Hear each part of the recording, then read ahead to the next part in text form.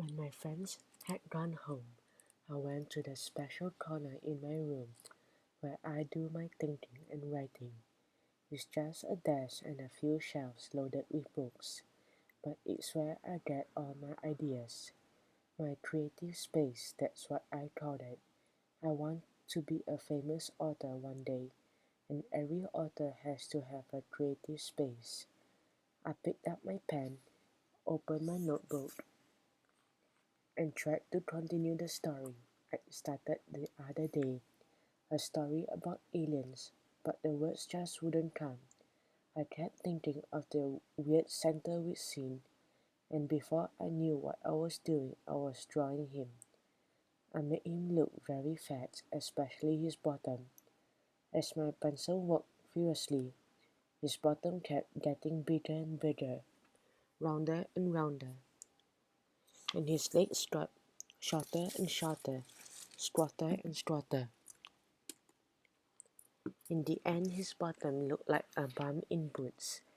And then I got the idea for a crazy poem about him. Santa's bum is big and round. If it had four wheels, it'd be a Ford.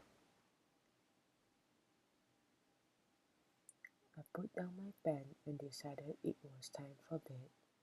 My writing would have to wait. Anyhow, I reminded myself tomorrow was going to be a big day.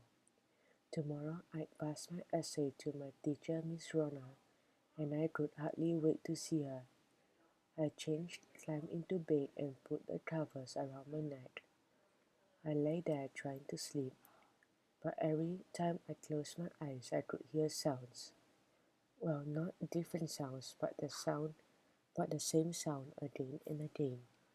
It was kind of, it was a kind of scraping sound. It seemed to be coming from outside my window, like someone was trying to open it. Hey, I thought myself, that was not possible. When you live in the 8th floor of an apartment block, nothing but nothing can be outside your window, unless it's a bird, of course. But birds don't fly around at night unless they are owls. But owls don't try to open people's windows, do they? There it was again, a scraping, scratching sound against the glass, the kind of sound a knife would make. No, not a knife, a claw. I closed my eyes, feeling the perspiration trickled down my cheeks. This was, this was madness. Richie Chua, I told myself. You're working yourself into a sweat for what? Richie Chua, I answered myself. You're in a sweat because you know who's out there. Santa Claus. 10 minutes ticked by and the scraping, scratching sounds continued. I couldn't stand it any longer. I checked my bedside clock. It was an hour before midnight. That'd be right, I thought grimly.